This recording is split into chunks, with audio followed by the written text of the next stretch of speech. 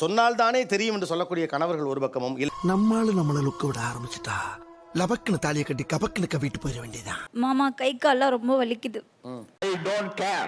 நான் மட்டுமல்ல, நீங்கள் ஒவ்வொருவரும். நான் என்ன வேலை பார்த்துட்டு இருந்தாலும் அப்படியே விட்டுட்டு அவங்களுக்கு நான் வந்து தைலம் தச்சு விட்டு காலம்பிக்க விடணும். அது இல்ல சார். இல்லையே, அதெல்லாம் இல்லையே. இல்லையா? இருக்குடா. எங்கடா இருக்கு? இருந்தா படிக்க மாட்டேனா? பாத்திரம் கழுவுறது, துணி துவைக்கிறது. அது இல்ல தம்பி, எனக்கு கை கால வலிக்குது, வீட்டு வேலைகளை நீங்க பாருங்கன்னு அதுக்கு அர்த்தமா? வெடுங்கண்ணா சின்ன வேலையை போய் பெருசா பேச. ஒரு மூட்டையா இருந்தா பரவாயில்ல, இது 9வது மூட்டை. இது போக இன்னொரு லோடு இறங்குறான். நீ என்ன ஏழை வேணாலும் பண்ணிட்டு போ, ஆனா வெக்க மட்டும் படாதடா. அந்த கர்மத்தை என்னால பார்க்க முடியல. அவ்வளவுதான் மாமா.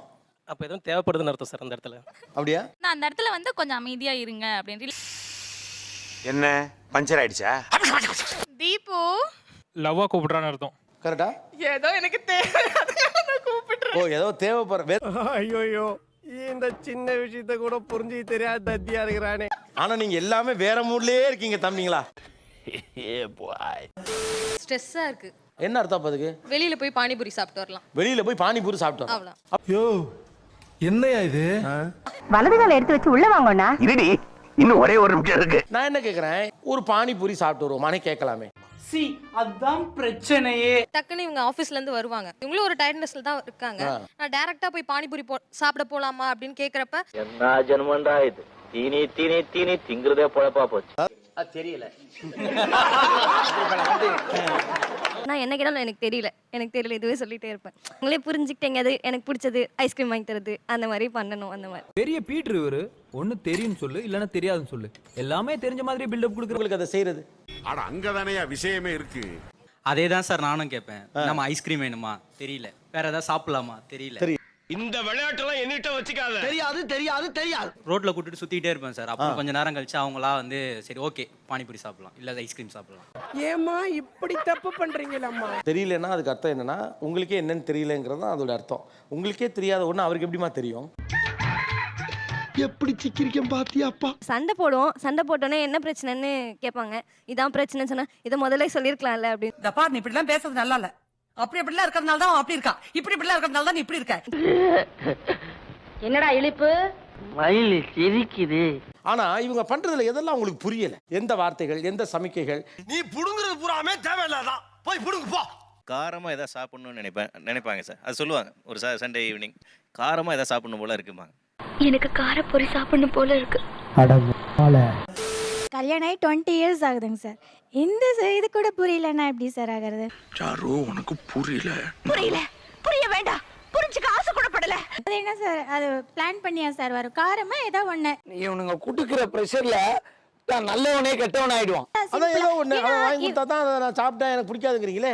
ஐயோ, ஒரு பைத்தியக்கார பைலட் மாட்டிட்டு படுற பாடு.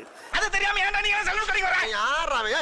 எந்திரி மொல்ல. என்னடா இது 60 கிலோமீட்டர் டிஸ்டன்ஸ் இது நடந்துகிட்டே இருக்கு. நான் கேக்குறேன், 60 கிலோமீட்டர் அது புரியாம பக்கி நீ என்னதான் பண்ண? நீங்களே பண்ண வேண்டிய விஷயத்தை எல்லாம் பேச்சு மட்டும் தானா? செய்ய மாட்டீங்களா இதெல்லாம்? செஞ்சு காட்டுங்க சார். இல்ல சார், இதனால என்ன ஆகுது? இதனால வந்து எங்களுக்கு வெக்ஸ் ஆகுது. அட போடா, என்னடா வாழ்க்கை. வந்து காஸ்மெட்டிக்ஸ் வாங்கிட்டு வாங்கன்னு சொன்னேன். வாங்கிட்டு வந்திருக்காரு, பேங்கிள்ஸ் வாங்கிட்டு வந்தாரு. ஆனா அது வந்து 4 வயசு குழந்தைக்கு போடுறது வாங்கிட்டு வந்திருக்காரு. சூதுவா தெரியாம வளர்ந்துட்டேன், என்ன பண்ண சொல்றீங்க? சூதுவாது தெரியாதா? அவங்க சொன்ன வளையல் தான் வாங்கிட்டு வந்தேனே சார். சைஸ் பத்தல, அதுக்கு நான் என்ன பண்றது? பசங்களை நம்ம கொஞ்சம் வெள்ளந்தி மாதிரி இருப்பானுங்க, பட் சில பிளான்ஸ் எல்லாம் வச்சிருப்பானுங்க. கொஞ்சம் சொல்லு பாப்பா. முதலாளி வேண்டாம். அட சும்மா இருப்பா. வேண்டாம். சும்மா இருக்கல. சரி சொல்லுமா.